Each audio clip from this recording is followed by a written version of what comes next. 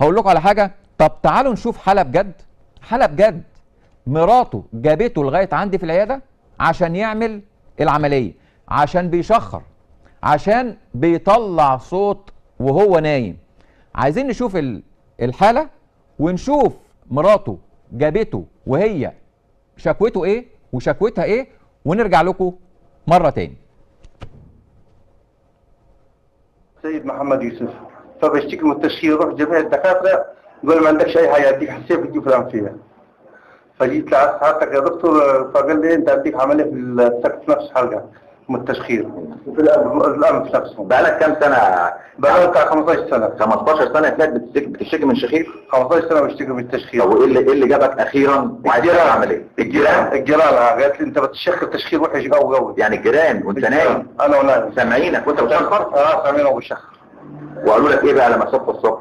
قالوا ده انت بتشخر تشخير وحش قوي يا سيد. يا والله. طيب ايه تاني عايز تعمل العمليه تاني؟ عشان ايه؟ عشان خاطر المدام بتاعتي مش حامله تنام جنبي.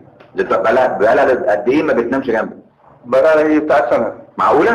بتاع سنه، عشان التشخير بتقول تشخير وحش قوي. هي جنبك ايه؟ انا عايز اسمع منها الكلمتين دول. قولي بقى يا ستي. صراحة يا دكتور يعني هو لي سنة مش بنام جنبه من كتر الشخير؟ من كتر التشخير.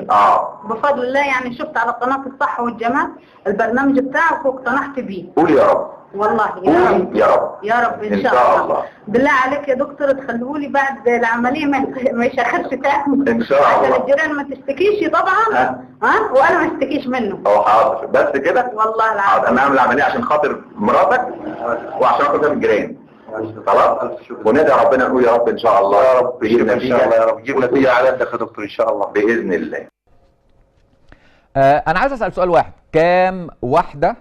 كام زوجه عندها الشجاعه ان هي تيجي وتقول ان زوجي عنده مشكله وبيطلع صوت وعندنا مشاكل وعايزين نحلها؟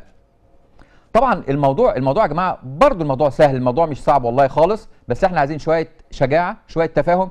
انا عايز افرجكم على صور حلق سيد بعد ما عملنا له العمليه، شكل حلقه شكله عامل ازاي بعد ما شلنا له طبعا اللهال اللي كانت متضخمه، سقف الحلق اللي كان مترهل، اللوز والجزء بتاع خلف اللوز، بقه الحقيقه اتغير تماما.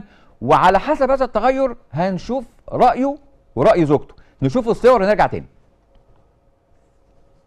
دي طبعا اول صوره، شايفين شكل حلقه شكل. طبعا اي واحد فينا بيفتح بقه بيلاقي المنظر غير كده خالص، لكن سيد قبل العمليه كان طبعا الشكل بتاعه مختلف تماما. الصوره اللي بعديها ده برضو صوره تاني للحلق برضو بعد ما اتعمل له عمليه التجميل سقف الحلق بالليزر وعمليه الشخير. الصوره